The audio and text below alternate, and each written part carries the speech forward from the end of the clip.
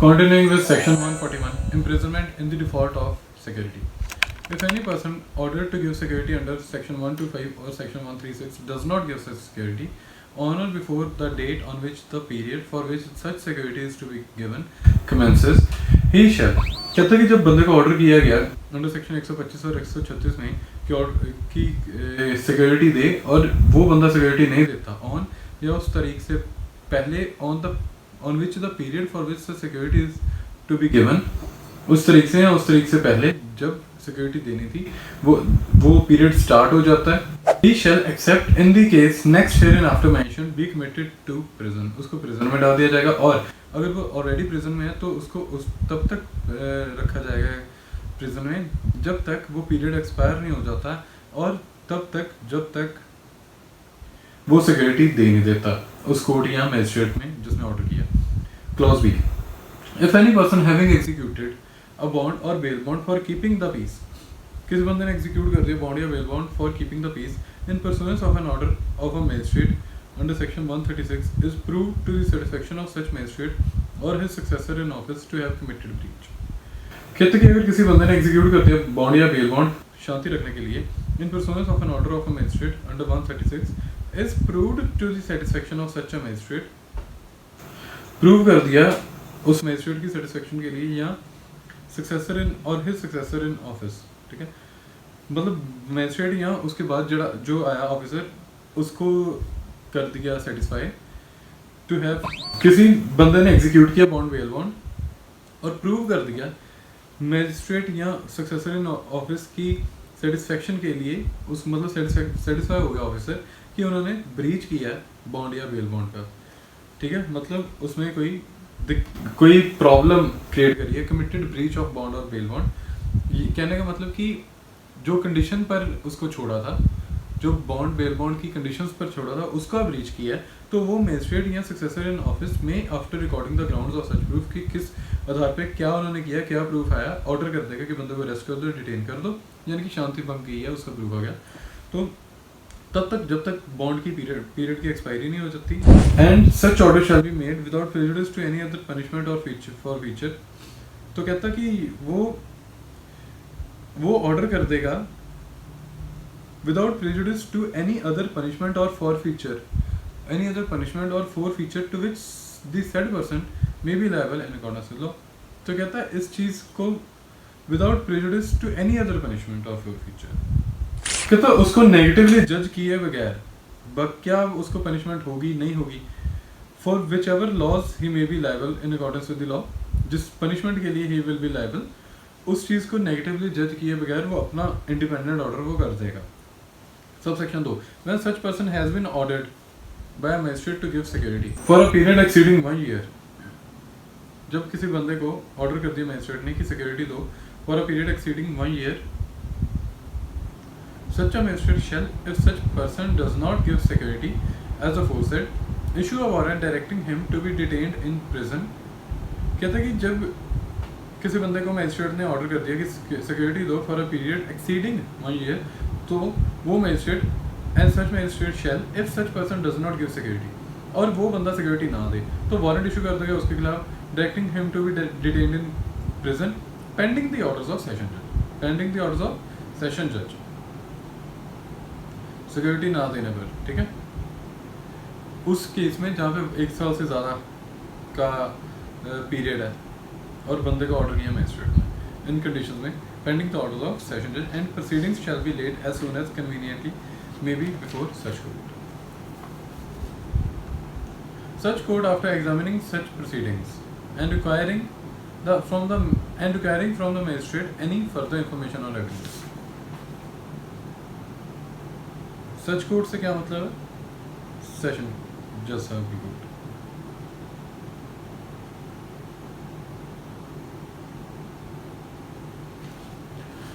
Sub section 3 में कह रहे हैं कि सच court after examining such proceedings and requiring from the magistrate, कहता है कि फिर सेशन जज रिक्वायर करेगा मैजिस्ट्रेट से any further information or evidence जो उनको लगे कि ज़रूरी है and after giving the concerned person a reasonable opportunity of being heard may pass. तो कहता है कि उस बंदे को रीजनेबल अपॉर्चुनिटी देके मौका देके बोलने के लिए तो पास कर देंगे order. Provided that period if any for which any person is imprisoned for failure to give security, कहता है कि किसी भी बंदे को अगर jail is imprison for failure to give security, वो किसी भी हाल में 3 साल से ज़्यादा नहीं होना चाहिए। So second one, if security has been required in the course of same proceedings from 2 or more persons in respect of any of them, of whom the proceedings are referred to the session judge under subsection 2, such a reference shall also include the case of any other of such persons who has been ordered to give security, and the provisions subsection 2 and 3 shall in that event apply in the case of such other person also, except that the period for which he may be imprisoned shall not exceed the period for which he was ordered to. कहते हैं कि अगर 2 या उससे ज़्यादा बंदे के ऊपर प्रोसीडिंग्स हैं सिक्योरिटी की,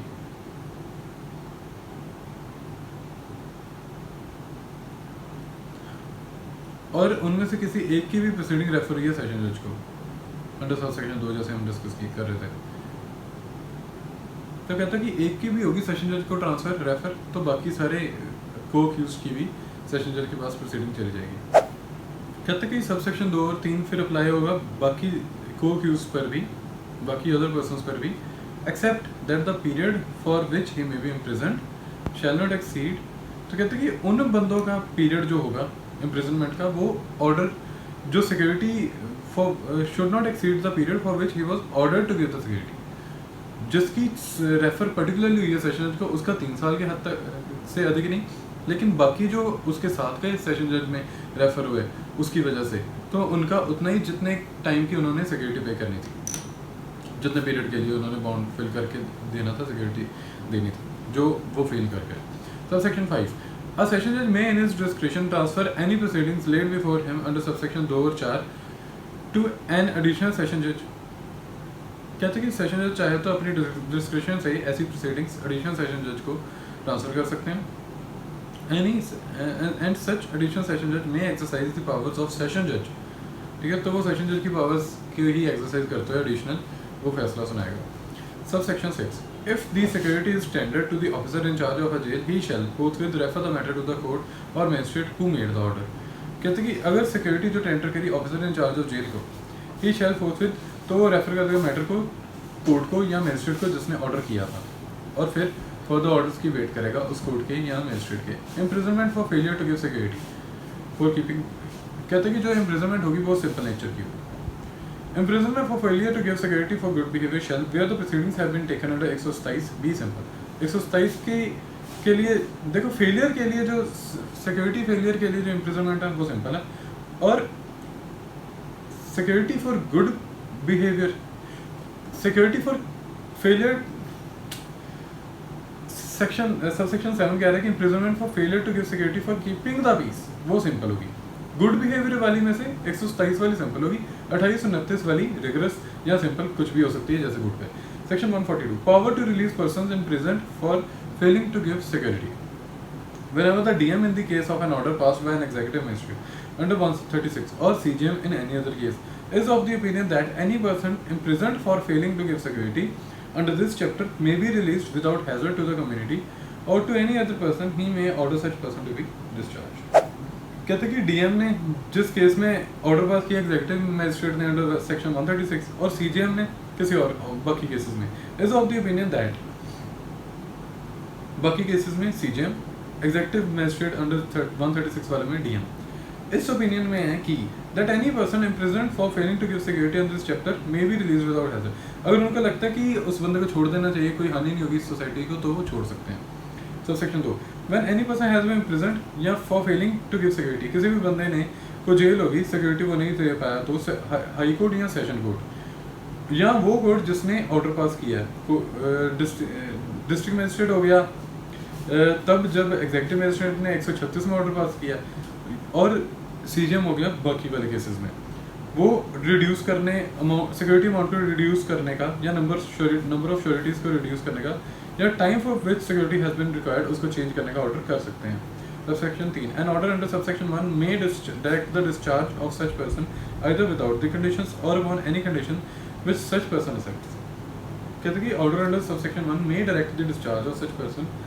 either without the conditions or upon any condition when such person accepts provided that। कहते हैं कि ऑर्डर अंडर सबसेक्शन 1 में वो डायरेक्ट कर सकते हैं डिस्चार्ज करने का बंदे का बिना कंडीशन के या कंडीशन के साथ, जो बंदा उस कंडीशन को माने। provided that any condition imposed shall cease to be operative when the period for which such person was ordered to give security has expired. कहते हैं कि किसी भी कंडीशन, वो जो भी कंडीशन होगी वो सीज हो जाएगी ऑपरेट करने में जब period when the period for which the person was ordered to give security, वो सारा का सारा पीरियड ही जब एक्सपायर हो जाता है. Subsection 4, स्टेट गवर्नमेंट में prescribe conditions upon which condition discharge भी में. तो कंडीशंस जिस आधार पर कंडीशन डिस्चार्ज होना चाहिए वो कंडीशंस स्टेट गवर्नमेंट बताएगी, बाय रूल्स से बता रखी है. Subsection 5, if any condition upon which any person has been discharged is in the opinion of DM in the case of an order passed by an executive magistrate, पहले DM executive under 136 वाली से फिर वही line repeat, और CGM बाकी cases में, by whom the order of discharge was made or of his successor not fulfilled, he may cancel the same. कहते हैं कि कंडीशन अगर फुलफिल नहीं करी तो वो कैंसिल कर देंगे डिस्चार्ज का order. Subsection 6, when a conditional order of discharge has been cancelled, जब कंडीशनल ऑर्डर डिस्चार्ज का कैंसिल कर दिया अंडर सबसेक्शन 5, सच पर्सन में be arrested by any police officer without warrant. कहते हैं कि जब ऐसा कंडीशनल ऑर्डर डिस्चार्ज का कैंसिल हो गया ऐसी सिचुएशन में तो कोई भी पुलिस वाला बिना वारंट के अरेस्ट कर सकता है और प्रोड्यूस कर सकता है डीएम के पास. एग्जीक्यूटिव मजिस्ट्रेट ने जब ऑर्डर किया 136 में और सीजीएम ने बाकी केसेस में, वही बातें फिर से repeat. Subsection 7, unless such person gives security, जब तक वो बंदा सिक्योरिटी नहीं दे देता है इन accordance with the terms of original order for the unexpired portion of the term for which he was in first instance committed or ordered to be detained. कहते हैं कि फिर वो पहले वाले जब ऑर्डर के हिसाब से उसको मांगी गई थी उससे सिक्योरिटी, वो वाली सिक्योरिटी जब नहीं वो फुलफिल कर देता तो उसको रखेंगे तब तक ही जेल में जब तक वो period between the date of breach of condition of discharge and the date on which discharge on the date on which he would have been entitled to release.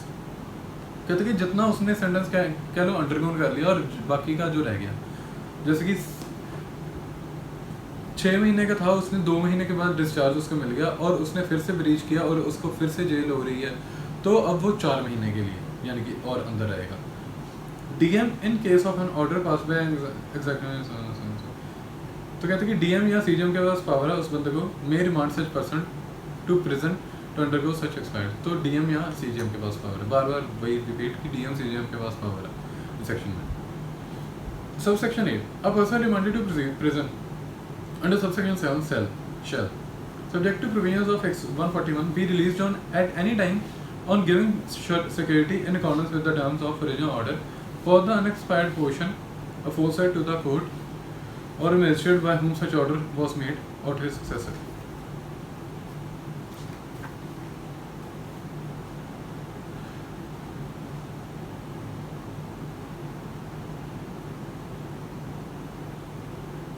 क्योंकि बंदे को रिमांड किया प्रिजन के लिए under sub section 7 shall subject to the provisions of 141, उसको release कर दिया जाएगा एट एनी टाइम जब उसमें सिक्योरिटी दे दे उसको रिलीज कर देंगे. सब सेक्शन 9, हाई कोर्ट या सेशन कोर्ट में एट एनी टाइम जब मन करे तब किसी भी वक्त for sufficient reason to be recorded in writing, record करके सफिशिएंट रीजन राइटिंग में कैंसिल कर सकती है बॉन्ड को, ऐसे जो इस चैप्टर में बना है. बस इतना ही. Subsection 10, any surety or for the peaceable conduct or good behavior of another person ordered to execute a bond under this chapter may at any time apply to the court making such order to cancel the bond and no such application being made, the court shall issue a summons or warrant as it thinks fit requiring the person for whom the surety is bound to bear or to be brought before it. कोई भी surety peaceful conduct या good behaviour के लिए किसी और बंदे के जिसको ऑर्डर किया गया एग्जीक्यूट करने के लिए बॉन्ड किसी भी टाइम पे अप्लाई कर सकता है कोर्ट को कि कैंसिल कर दो उसका bond and of such application being made court shall issue a summons और वारंट. जब एप्लीकेशन हो जाएगी तो कोर्ट इशू करेगी समन और warrant as it thinks fit requiring the person for whom such surety is bound to appear, requiring the person for whom such surety is bound to appear और to be brought before him, तो उससे मांगेंगे security surety अपना दूसरा लेगा. Section 143, security for unexpired period of bond. When a person for whose appearance a summons or warrant has been issued appears or is brought, कहते कि बंदा जिसके अपीयरेंस के लिए समन वारंट इशू करे गए हैं और उसको लाया जाता है मैजिस्ट्रेट या कोर्ट के पास, तो वो कोर्ट कैंसिल कर देगी बॉन्ड या bail bond executed by such person and shall order such person to give for the unexpired bill. तो कहते हैं कि उसका बॉन्ड बेल बॉन्ड कैंसिल कर देगी और बचे हुए टाइम पीरियड के लिए उसको कहेगी कि फ्रेश सिक्योरिटी दे और the same description as original security. तो जैसे कि लास्ट सेक्शन के सबसेक्शन 10 में उन्होंने पढ़ा था कि वो कैंसिल करवा सकता है जमानती अपनी श्योरिटी। इस वाले सेक्शन में उन्होंने बताया कि जब वो कैंसिल हो जाएगी तो फिर ये वाला प्रोसेस फॉलो होगा, उसको फ्रेश अदा करने के लिए कहा जाएगा। Every such order shall for the purpose of 139, 142 be deem to be an order made under 125, 136। कहते कि जो भी ऑर्डर 139 से 142 में किया जाएगा वो मान लिया जाएगा ऑर्डर किया है 125 से 125 या 136 में, ऐसा केस में भी। Chapter 10 very important, order for maintenance of wife's, children and parents. कुछ बातें समझ लो, मेंटेनेंस का ये सेक्शन है 144 जो पहले 125 सीआरपीसी को करता था।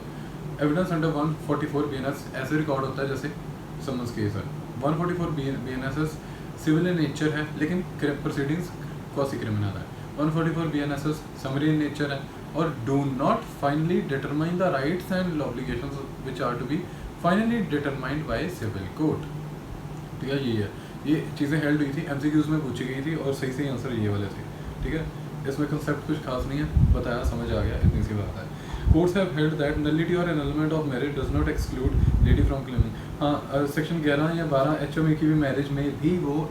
144 BNSS को फॉलो की रेमेडी ले सकती है, मेंटेनेंस ले सकती है। Section 144 isn't available but revision, हाँ अवेलेबल तो नहीं है 144 लेकिन रिवीजन डल सकती है।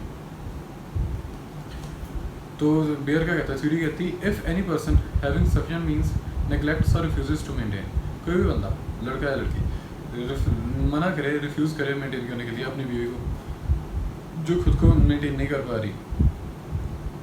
लेजिटिमेट जायज़ या नाजायज़ बच्चे को, चाहे उसकी शादी हुई हो या ना, वो मेंटेन नहीं कर पा रहा अब खुद को, जायज़ या नाजायज़ बच्चे को। Not being a married daughter, शादीशुदा डॉटर इसमें इंक्लूडेड नहीं है, अनमैरिड डॉटर इंक्लूडेड है। हु हैज़ अटेन्ड मेजोरिटी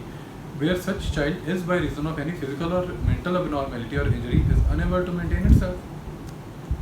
जो मतलब जो मेजर हो गया, फिजिकल abnormality है, मेंटल abnormality है, ऐसी इंजरी है कि unable to maintain himself है, itself है या herself है, तो और यहाँ अनमैरिड डॉटर है। ठीक है, major sound physically well son इसमें इंक्लूडेड नहीं है, कहने का मतलब फादर और mother unable to maintain himself और हरसेल्फ। तो किसके पास जुरिस्डिक्शन है, मैजिस्ट्रेट फर्स्ट क्लास के पास, जो प्रूफ के साथ प्रूफ मिलेगा कि हाँ उसको एग्रीव्ड को नेग्लेक्ट किया जा रहा है, रिफ्यूज़ किया जा रहा है, तो वो ऑर्डर कर देगा मंथली अलाउंस का for the maintenance of his wife और such child father mother at such में चाइल्ड वाइफ और सच चाइल्ड फादर और mother at such monthly rate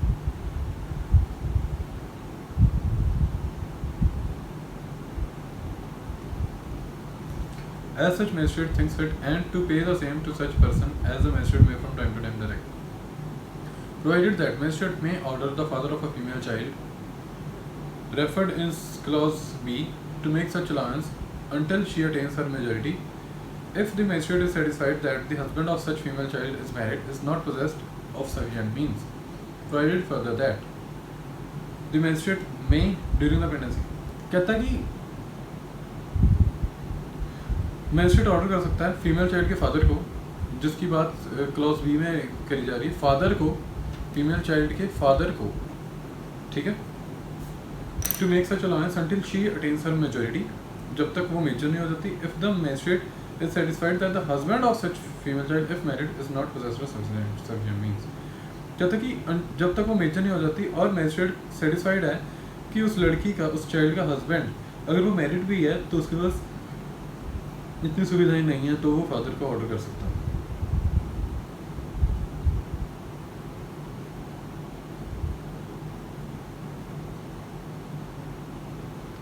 Provided further that magistrate may during the pendency of the proceeding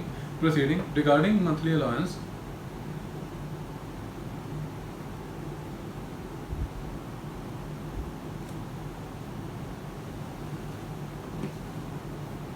कहता उस बंदे की wife या उस या बच्चा या माता पिता जो रीजनेबल अमाउंट लगेगी उसको पे करने का ऑर्डर कर देगा, टाइम टू टाइम डायरेक्ट करेगा। As may from to such person as the magistrate may from time to time direct, जैसे वो डायरेक्ट करेगा वैसे ऑर्डर कर देगा। ठीक, प्रोवाइडेड ऑल्सो दैट कोई भी एप्लीकेशन होगी मंथली अलाउंस की, इंटरिम मेंटेनेंस की, expenses of proceeding under section, तो कहता है कि वो 60 दिन के अंदर अंदर डिस्पोज करनी है। Wife includes a woman who has been, divorcee को भी इसमें इंक्लूड किया जाता है।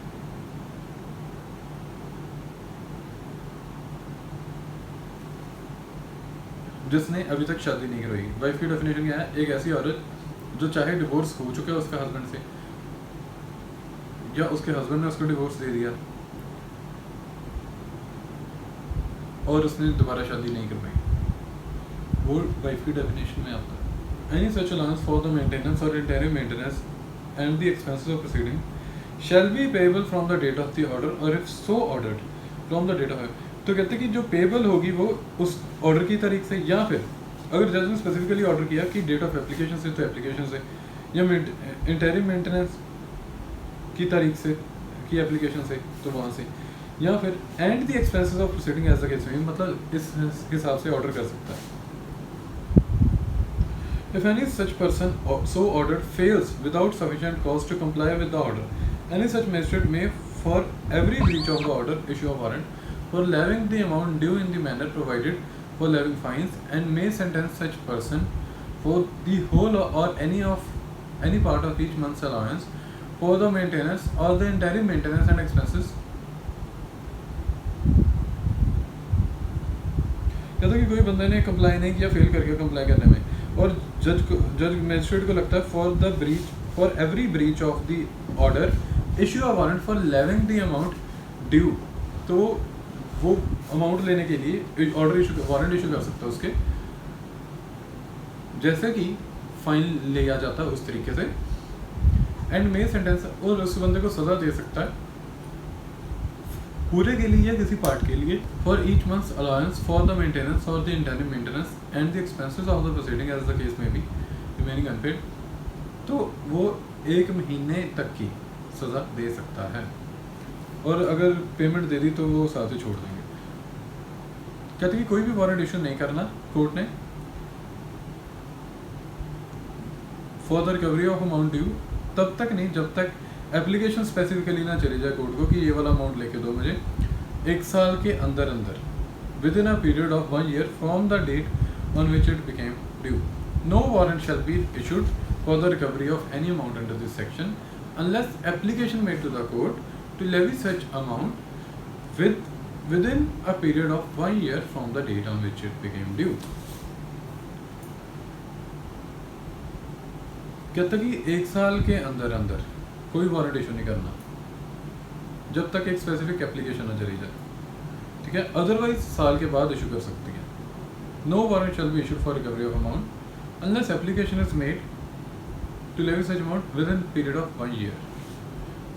वारंट इशू नहीं करना कोर्ट ने जब तक उसको एप्लीकेशन नहीं जाती 1 साल के अंदर अंदर जब से वो ड्यू हुआ है, with in a period of 1 year। Provided further that if such person offers to maintain his wife on condition of her living with him and she refuses to live with him, कहते कि अगर बंदे such person offer करता है अपनी बीवी को maintain करने के लिए इस कंडीशन पे कि वो उसके साथ रहे, और वो उसके साथ रहने से इनकार कर देती है तो मैजिस्ट्रेट चाहे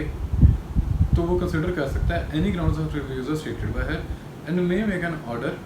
however under this section, however if he is satisfied that there is a just ground for doing so. जब वो सेटिस्फाई हो जाता है कि ऐसा करने की जस्ट ग्राउंड है, कहने का मतलब कि if such person offers to maintain his wife on condition of her living with him and she refuses to live with him, such magistrate may consider any grounds of refusal stated by her. वो consider करेगा क्यों वो रहना नहीं चाहती, फिर वो order करेगा इस सेक्शन में, चाहे ये ऑफर उसने दी हस्बैंड ने, लेकिन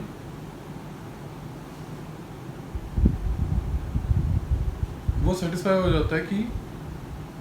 लड़की की ग्राउंड जस्टिफाइड है। Explanation, if a husband has contracted marriage with another woman और कीप्स अ मिस्ट्रेस, दूसरी बीवी रखी है और औरत रखी है या कह लो या कोई ख्याल रखी है कह लो, तो वो जस्ट ग्राउंड होगी वाइफ के लिए, वाइफ के रिफ्यूजल के लिए टू लिव विद हिम। तो मतलब ऑब्वियसली बीवी छोड़ के ही जाएगी ना फिर, तो वो जस्ट ग्राउंड होगी कहते हैं। Sub section 4, no wife shall be entitled to receive an allowance, बीवी को कोई अलाउंस नहीं मिलेगी मेंटेनेंस या इंटरिम मेंटेनेंस की या एक्सपेंसेस ऑफ प्रोसीडिंग की। कब? जब वो अडल्ट्री में रह रही है या फिर बिन वजह से उसने छोड़ा है हस्बैंड को, या फिर वो सेपरेटली रह रही है म्यूचुअल कंसेंट से। कहते कि जब प्रूव आ गया कि जिसके फेवर में, एक लड़की के फेवर में किया हुआ मेंटेनेंस का ऑर्डर और प्रूफ आ गया कि वो तो अडल्ट्रस है या फिर बिन कारण उसने छोड़ा हस्बैंड को, या फिर वो सेपरेटली रह रही है म्यूचुअल कंसेंट से, तो कैंसिल कर देगा ऑर्डर जज। Rajnesh versus Neha supreme court judgment deals with latest guidelines for granting maintenance. Section 145, proceedings under section 144 में be taken against any person in any district. कहाँ? ये जुरिस्डिक्शन की बात करता है 144 की, वहाँ कर सकते हैं जहाँ पे वो रह रहा है, वो इंसान रह रहा है, बच्चा रह रहा है या बेटा रह रहा है, बेटी रह रही है, ठीक है ना, या हस्बैंड रह रहा है, या फिर हस्बैंड और उसकी बीवी रह रहे हैं, या फिर वो लास्ट टाइम पर रहे मियाँ बीवी, या फिर मदर इलेजिटिमेट बच्चे की रह रही है वहाँ, या फिर उसके मम्मी या उसके पापा रह रहे हैं वहाँ बच्चे के, अगर बच्चे की तरफ से तो all evidence shall be taken in the presence of the person against him. जिसके खिलाफ order for payment of maintenance की बात हो रही है, उसके खिलाफ जो भी एविडेंस होगा उसके सामने लिया जाएगा, और अगर उसकी परसेंट अटेंडेंस डिस्पेंस करी हुई है तो एडवोकेट द्वारा लिया जाएगा। और मैजिस्ट्रेट सेटिस्फाइड है that the person against whom an order for payment of maintenance is proposed to be made is willfully avoiding service or willfully neglecting to attend the court. Magistrate may proceed to hear, अगर court को लगता है कि वो जान के नहीं आ रहा तो एक्सपायरी ऑर्डर कर देगा कोर्ट, और उसको सेटिस्फाइड करने के लिए 3 महीने का टाइम है। 3 महीने का टाइम स्टार्ट होता है तब जब उसको नॉलेज आई, उस लड़के को, पति को नॉलेज आई कि मैं तो एक्सपायरी हुआ हूँ, जैसे आज नॉलेज आई तो अगले आज से 3 महीने स्टार्ट हो गए। The court dealing with the application under 144 shall have power to make such order as to the cost में भी जस्ट। तो कहते कि 144 जो एप्लीकेशन में डील करेगा 144 की कोर्ट, तो उसके पास पावर होगी कि ऑर्डर कर दे कॉस्ट लगा के, मतलब उसकी सेटिस्फाइड करनी है तो कॉस्ट लगा के सेटिस्फाइड कर सकता है। Section 146, alteration in allowance. On proof of a change in the circumstances of any person receiving under 144 a monthly allowance for the maintenance or interim maintenance or order under the same section to pay a monthly allowance for the maintenance or interim maintenance to his wife, child, father, mother, as the case may be, magistrate may make such alteration as is expected। कहते हैं कि जब proof होगा change in circumstances का तो magistrate चाहे तो maintenance में या इंटरिम मेंटेनेंस में जो ऑर्डर की गई है पे करने के लिए monthly allowance to his wife, child, father, mother, उसमें वो ऑल्ट्रेशन ला सकता है जैसे भी उसको लगे। Where it appears to the magistrate that in the consequence of any decision of a competent civil court, any order made under 144 should be cancelled। जब भी उसको लगता है कि in the consequence of any decision of a competent civil court, any order made under should be cancelled। कहते हैं कि competent civil court ने जब कोई ऐसा ऑर्डर किया है जिसके तहत उसको खुद का ऑर्डर कैंसिल वेरी करना चाहिए तो वो कैंसिल कर देगा, और या ज़रूरत पड़ी तो वेरी कर देगा, चेंज कर देगा। So section 3, where any order has been made under 144 in favor of a woman who has been divorced by or has obtained divorce from her husband, the magistrate shall, if he is satisfied that, तो magistrate क्या करेगा, अगर वो satisfied है तो the woman has after the date of such divorce remarried, अगर उस बीवी ने, उस औरत ने रीमैरिज कर ली तो कैंसिल कर देगा order as from the date of remarriage, तो मेंटेनेंस उसकी डेट ऑफ रीमैरिज से कैंसिल कर देगा। जो लड़की को डिवोर्स कर दिया गया उसके हस्बैंड द्वारा एंड शी हैज़ रिसीव्ड सारा का सारा उसने इकट्ठा ही पैसा ले लिया अंडर एनी कस्टमरी और personal law as applicable to the parties, ठीक है, तो फिर भी कैंसिल कर देगा। In the case where such sum was paid before such order from the date on which such order was made, कहते कि उस ऑर्डर की तारीख को या उस तारीख ऑर्डर से पहले। इन एनी अदर केस, बाकी केसेस में from the date of expiry of the period if any for which the maintenance has been actually paid by the husband to the woman। कहते कि बाकी केसेस में from the date of expiry of the period if any from which the maintenance has been paid has been actually be paid by the husband to the woman. In any case, from the date of expiry of the period, if any, for which maintenance has been actually paid by the husband to the woman, कि maintenance कट्टी की कट्टी उसने दे दी, divorce के time पे alimony दे दी, तो उस case में भी वो कर देगा इसको कैंसिल मेंटेनेंस को. The woman who has obtained a divorce from her husband and that she has voluntary, उसने जान की छोड़ दिया राइट लड़की ने कि मेरे को लेनी नहीं मेंटेनेंस, तो भी कैंसिल कर देगा राइट आफ्टर हर डिवोर्स. ठीक है, राइट टू मेंटेनेंस और entire maintenance as a case में भी after her divorce voluntary surrender करती है. Subsection 4. At the time of making any decree for the recovery of any maintenance or dowry by any person to whom a monthly allowance for the maintenance and interim maintenance or any of them has been ordered to be paid under Section 144, Civil Code shall take into account the sum which has been paid to or recovered by such person. कहता है कि जो at the time of making decree for the recovery of any maintenance of dowry by any person to whom a monthly allowance for the maintenance and interim maintenance or any of them has been ordered to be paid. कहते कि at the time of making any decree for the recovery, ऐसी decree बनाने के time कि civil code इस चीज़ का ख्याल रखेगी जो सम पे किया जा रहा है और रिकवर किया जा रहा है by such person as monthly allowance for the maintenance and interim maintenance और एनी ऑफ देम ऐसा केस में भी. तो कहते कि सिविल कोड ध्यान रखेगी कोई भी ऑर्डर रिकवरी की जा रही है मेंटेनेंस की, मंथली अलाउंस की, सेक्शन 144 में, तो सिविल कोड जब अपने ऑर्डर्स करेगी तो वो इन चीज़ों का ख्याल रख के ऑर्डर करेगी. That civil code shall take into account the sum which has been paid to और recovered by such person as monthly allowance for interim maintenance और any of them as the case में be shall take into account the sum, मतलब take into consideration, वो ध्यान में रखेगी. बस इतनी बात गई है. Section 147 enforcement of order of maintenance. Enforce कैसे करना है maintenance order? Copy of order of maintenance और interim maintenance and expenses shall be given without payment to the person. लड़की को मेंटेनेंस लगी, उसको इस कॉपी की ऑर्डर फ्री में दी जाएगी, या फिर बच्चे के गार्डियन को, या लड़की माइनर है तो उसके गार्डियन, या whatever is the circumstance. To whom allowance for the maintenance allowance for interim enforced by, ये एनफोर्स किया जाएगा by any magistrate in any place where the person against whom it is made may be on such magistrate being satisfied as to the identity of the parties and the non-payment, being satisfied as to the identity of the parties. ठीक है, उनकी identity को against where the person against whom it is made may be on the magistrate, on such magistrate, बंदे को जिसके खिलाफ order हुआ है उसको आइडेंटिफाई करके, and the non payment of allowance as the case में भी और द एक्सपेंसेस ड्यू. जैसे कि उस बंदे को आइडेंटिफाई करके उसकी आइडेंटिटी को और जो नॉन पेमेंट है अलाउंस की एज द केस में भी एक्सपेंसेस ड्यू उसको इन्फोर्स कर लिया जाएगा. Chapter 11 maintenance of public order and tranquility. Sub chapter A unlawful assembly. Dispersal of assembly by use of civil force. कहता है कि कोई भी एग्जीक्यूटिव मजिस्ट्रेट या officer in charge of police station या कोई भी ऐसा ऑफिसर जो कम से कम सब इंस्पेक्टर रैंक का तो हो, ये 3 याद रखना एमसीक्यू आता है. मेन में कमांड एनी अनलॉफुल असेंबली या assembly of 5 or more persons likely to cause what disturbance of public peace to disperse. उनको ऑर्डर करके कह देंगे ये वाले ऑफिसर्स कि डिस्पर्स हो जाओ, बिखर जाओ, एमी दंगा फसाद ना कर देना भी. सब सेक्शन 2. जब भी ऐसा कमांड करने के बावजूद भी वो नहीं हुए डिस्पर्स, और if without being so commanded it conducts itself in such a manner as to show determination not to disperse. अगर वो आगे से विरोध करते हैं कि नहीं होंगे इधर उधर, एनी एग्जीक्यूटिव मजिस्ट्रेट या police officer referred in subsection 1 वो प्रोसीड करेगा बाय फोर्स, फिर बाय फोर्स ही हटाएंगे उनको. किसी बंदे की असिस्टेंस भी ले सकते हैं वो पुलिस वाले साथ में, जो ऑफिसर ना भी हो या मेंबर ऑफ आर्म फोर्सेस ना भी हो.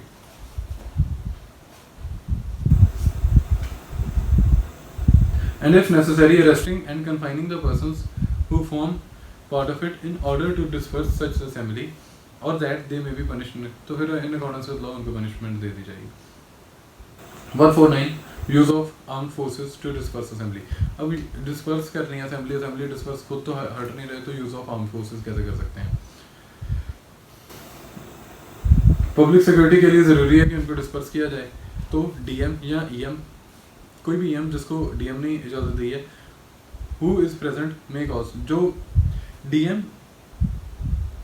या उसके बिहाफ पे उस जहाँ डीएम ने जिसको ईएम को कहा है अथॉरिटी दी है वो डिस्पर्स करवा सकता है आर्म फोर्सेस के द्वारा। अगर दोनों ही अवेलेबल नहीं तो कोई भी कमीशनड ऑफिसर, चलो ये नेक्स्ट सेक्शन में बताऊंगा, फिलहाल आप सब सेक्शन 2 पर आओ। Such magistrate may require any officer in command of any group of person belonging to arm forces. तो वो वाला मैजिस्ट्रेट क्या करेगा, आर्म फोर्सेस के ऑफिसर इन कमांड को कह के वो आर्म फोर्सेस की मदद लेके ये अरेस्ट करेगा, कंफाइन करेगा इन बंदों को और उनको हटवाएगा। तो हर ऑफिसर आर्म फोर्सेस का उसको ओबे करनी होगी ये वाली requisition, but in doing so he shall use little force do little injury. ऐसा नहीं कि फौजी आके फिर दाएं दाएं कर दे, ठीक है, वो आतंकवादी थोड़ी ना, उनको उतनी फोर्स से टेम करना जितनी ज़रूरत है। तो section 150 power of certain arm force officers to disperse assembly. अगर कोई भी नहीं मिल रहा तो कमीशन ऑफिसर या गैजेटेड ऑफिसर जाके आर्म फोर्सेस का वो खुद कर सकता है, उनको हटा सकता है, ठीक है, और उनको पनिशमेंट भी मिलेगी वो बुरे लोगों को इन accordance with law. That was it for today.